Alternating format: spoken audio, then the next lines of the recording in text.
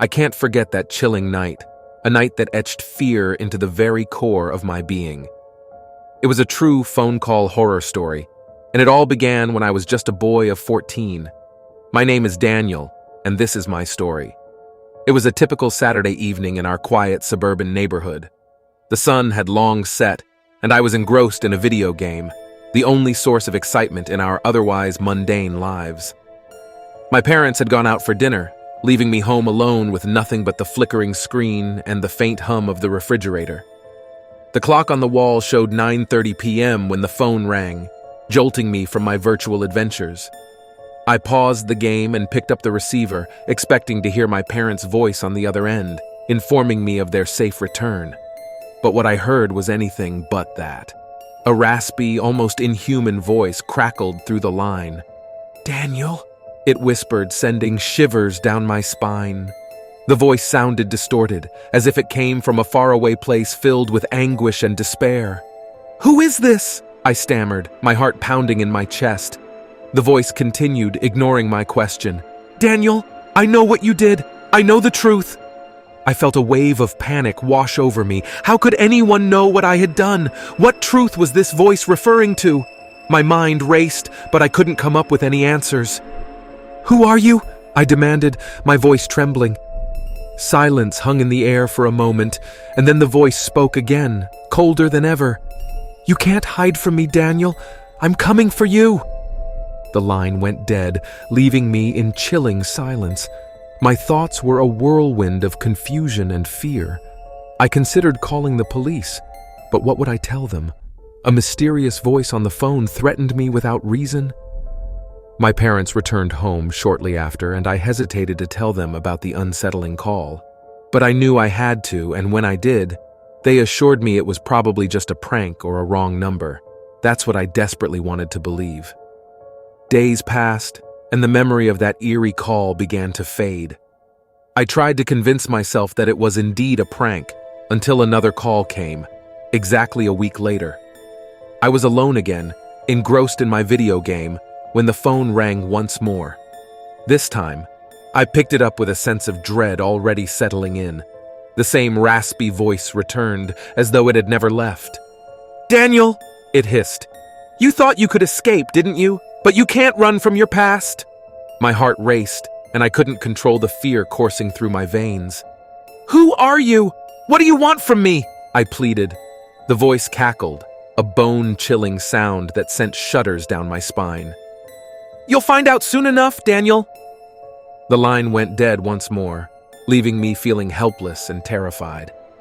I told my parents again, and this time they decided to report it to the police. They assured me that the authorities would trace the call and put an end to this torment. But as days turned into weeks, the calls continued, each one more sinister than the last. The police investigation yielded no results. The calls seemed to originate from nowhere. I couldn't escape the feeling that I was being watched, that someone was always lurking just out of sight. Sleepless nights became my reality. Shadows danced on my bedroom walls, and every creak in the house sent me into a state of panic. I withdrew from my friends and family, consumed by the fear that this unknown tormentor was closing in on me. Then one fateful night, as the clock struck midnight, the phone rang again. This time, there was no raspy voice, no cryptic message. It was a sound that will forever haunt me, a blood-curdling scream that echoed through the receiver, a scream that seemed to come from the depths of hell itself. I dropped the phone, my hands trembling, and rushed to my parents' room. They were gone, their beds neatly made, as if they had never been there. Panic consumed me, and I ran outside, screaming for help from the neighbors. The police were called once more, and this time, they launched a full-scale investigation. But my parents had vanished without a trace, leaving behind a void in my heart and a growing dread in my soul. As the years passed, the calls continued, a relentless reminder of the horrors that had befallen my family. I became a recluse, haunted by the chilling voice that seemed to follow me wherever I went. I searched for answers, delving into the darkest corners of the internet and the occult, desperate to uncover the truth. But the truth, it seemed, was far more terrifying than I could have ever imagined.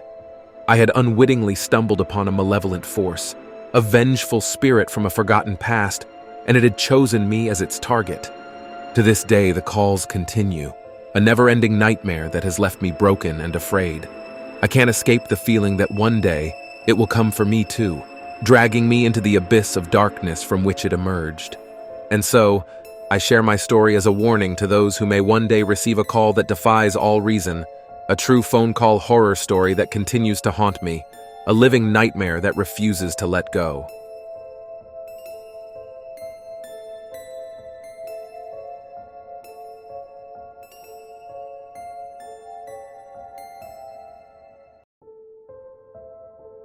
It was a cold, moonless night when I received the call that would forever haunt my nightmares.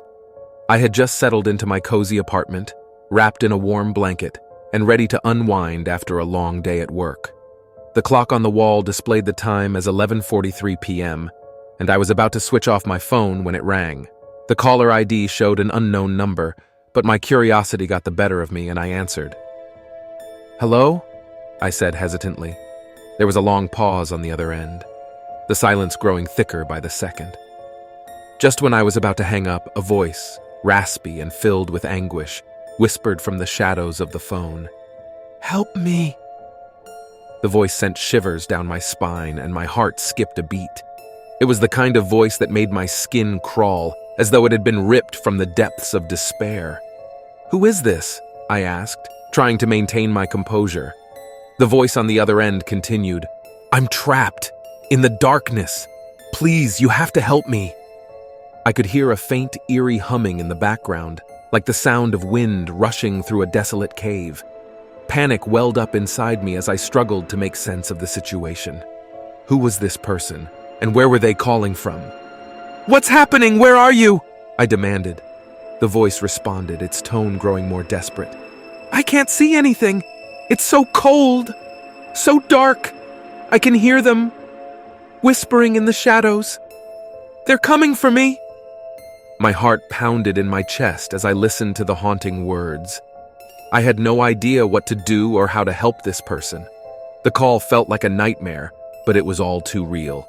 "Please, you have to find me," the voice pleaded. "I'm begging you." With a surge of determination, I decided to call the police. I relayed the eerie conversation to the dispatcher, explaining that I had received a mysterious call from someone in distress. They assured me they would trace the call and send officers to investigate. As I waited for the police to arrive, the voice on the other end grew more frantic. It whispered about shadows closing in and pleaded for me to hurry. The minutes felt like hours, and I could do nothing but listen to the harrowing pleas. Finally, the sound of sirens pierced the night, and I breathed a sigh of relief. The police arrived at my apartment complex, and I led them to my apartment, my phone still connected to the mysterious caller. The dispatcher assured me that they had traced the call to a nearby abandoned warehouse. With weapons drawn, the police cautiously entered the warehouse. I stayed on the line, my heart pounding as I heard their footsteps echoing in the darkness. Then, there was silence. "Hello? What's happening?" I whispered into the phone. Suddenly, one of the officers came back on the line, his voice trembling. "We found your phone number written on a wall in here, but there's no one here. It's empty and freezing cold." My blood turned to ice as I tried to comprehend the impossible. How could the caller be in an empty warehouse when they had been speaking to me all this time? Just then, a bone-chilling, guttural laughter erupted from the phone, a sound so malevolent it seemed to seep into my very soul. It was the voice on the other end, but it had transformed into something inhuman, something evil. "You thought you could save me?" it sneered. "You thought you could escape?" My heart raced as I disconnected the call, the laughter still ringing in my ears. I told the police what had just transpired, but they couldn't make sense of it either. They searched the entire warehouse, but there was no sign of anyone. I never received another call from that number, and the incident was soon forgotten by everyone but me. But I could never forget that voice, that darkness, and the chilling laughter that echoed in the depths of my nightmares. To this day, I can't shake the feeling that something otherworldly had reached out to me that night. It was a true phone call horror story that defied explanation, leaving me with a lingering sense of dread and a fear of the unknown that I'll carry with me for the rest of my life.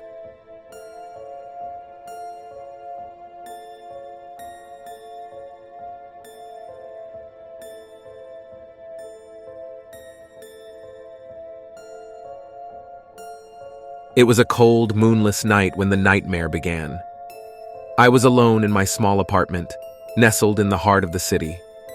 The only source of illumination was the soft, eerie glow of my computer screen as I browsed the internet in search of entertainment to pass the time. Little did I know, the true horror I was about to experience was about to unfold before my very eyes.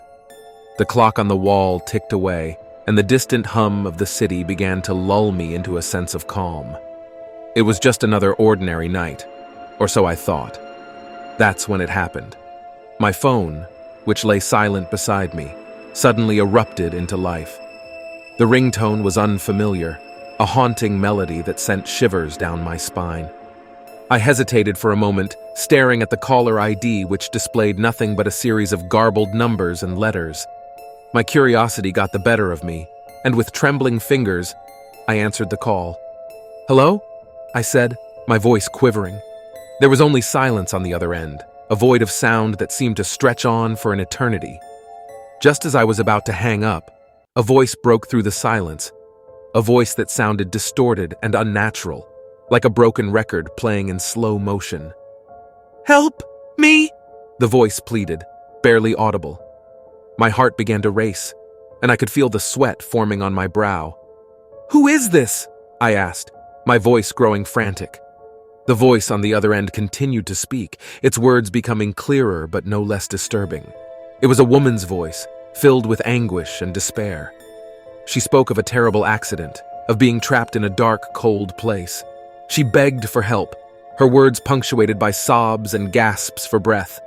I felt a chill run down my spine. This couldn't be real, I thought. It must be some sick prank or a wrong number. But the desperation in her voice was undeniable, and a strange sense of duty compelled me to keep listening. As the minutes passed, the woman's story grew more horrifying. She described being trapped in a place that seemed to defy all logic, an endless maze of twisting corridors and oppressive darkness. She spoke of shadowy figures that lurked in the corners of her vision, of a relentless, bone-chilling cold that seeped into her very soul. I tried to comfort her, to reassure her that help was on the way, but she seemed to grow more frantic with every passing moment. Her voice became distorted, as though something otherworldly was interfering with the call. Then, she said something that sent a shiver down my spine. "They're coming for me," she whispered, her voice trembling. "And now they know about you." A profound sense of dread washed over me. "Who's coming for you?" I stammered, my mind racing to make sense of the unfolding nightmare. But before she could answer, the call abruptly ended, plunging me back into silence. I frantically tried to redial the number, but all I got was an automated message telling me the number was not in service. I spent the rest of that sleepless night in a state of terror, haunted by the mysterious phone call. I tried to convince myself that it had all been a sick prank, a twisted hoax by someone with a sick sense of humor. But deep down, I couldn't shake the feeling that something truly sinister had taken place. In the days that followed, I couldn't escape the feeling of being watched. I would hear strange noises in the middle of the night, faint whispers that seemed to come from the shadows. I became convinced that those who had come for the woman on the phone were now after me. I became obsessed with uncovering the truth. I scoured the internet for any information that might lead me to the mysterious caller. But all my efforts proved fruitless. It was as though the woman and her otherworldly tormentors had vanished without a trace. As the weeks turned into months, I descended into madness. I stopped leaving my apartment, convinced that the outside world held nothing but danger and darkness. I disconnected my phone and cut off all contact with the outside world. And then, one fateful night, as I sat in the dim glow of my computer screen, the room plunged into darkness. I heard a chilling whisper, so close it seemed to be right beside me. "They're here!" I turned to see a shadowy figure. its form shifting and contorting in the darkness. It reached out for me with long, bony fingers, and I screamed as it enveloped me in its cold, suffocating embrace. That was the last thing I remembered before everything went black. To this day, no one knows what happened to me that night. I vanished without a trace, leaving behind nothing but an empty apartment and a computer screen still glowing with the haunting image of that shadowy figure. Some say it was all just a twisted prank, a figment of my overactive imagination. But deep down, I know the truth. The phone call was real, and the darkness that lurked on the other end was all too eager to claim its next victim.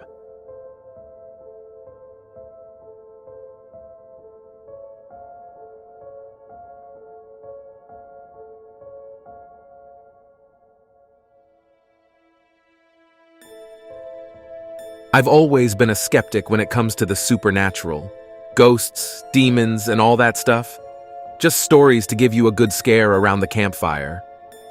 But what happened to me a few years ago? I can't explain it away as easily as that. It was a true phone call horror story, and it changed my life forever. It all started on a chilly autumn evening. I was home alone as usual. My parents had gone out of town for the weekend, leaving me in charge of the old house. I was 17 at the time, and I felt pretty confident about handling things on my own. As I was settling in for the night, I heard the familiar sound of my cell phone ringing. I checked the caller ID, and it displayed unknown. I hesitated for a moment, then decided to answer. Maybe it was a friend pranking me, or a telemarketer with a new tactic. "Hello?" I said cautiously. At first, there was nothing but eerie silence on the other end.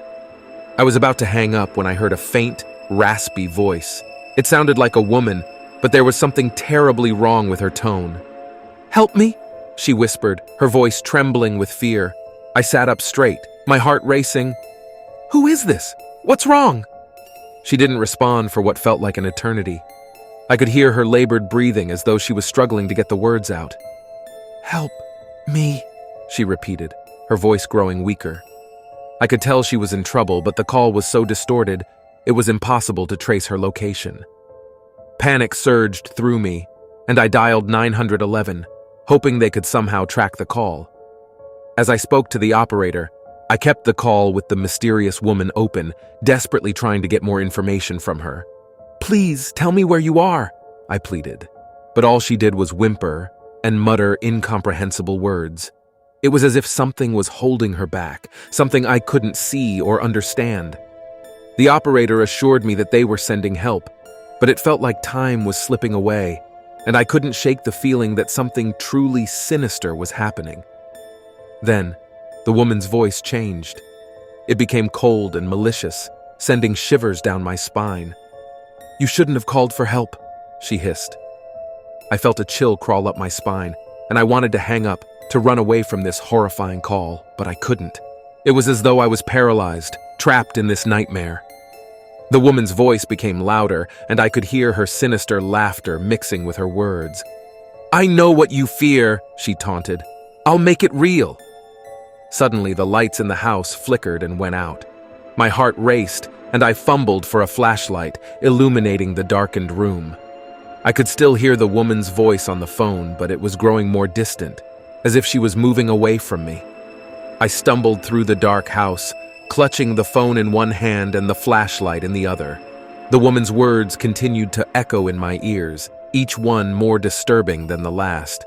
She spoke of my deepest fears, things I had never shared with anyone. As I reached the living room, the flashlight's beam landed on a family portrait hanging on the wall. In the dim light, I saw our faces distorted, twisted into grotesque expressions. It was as if the house itself had turned against me. Terror consumed me, and I dropped the phone, ending the call. But the voice lingered in my mind, and I could still hear her mocking laughter echoing through the darkness. I stumbled outside, gasping for breath, and called the police again. When they arrived, they found no trace of the mysterious caller. No fingerprints on the phone, no sign of a break-in, nothing to explain what had just happened. They tried to comfort me, telling me it might have been a prank call or some bizarre glitch. But I knew better. I had experienced true horror that night, something beyond explanation.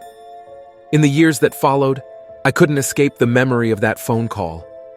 I moved away from that old house, but the terror still haunted me, lurking in the corners of my mind.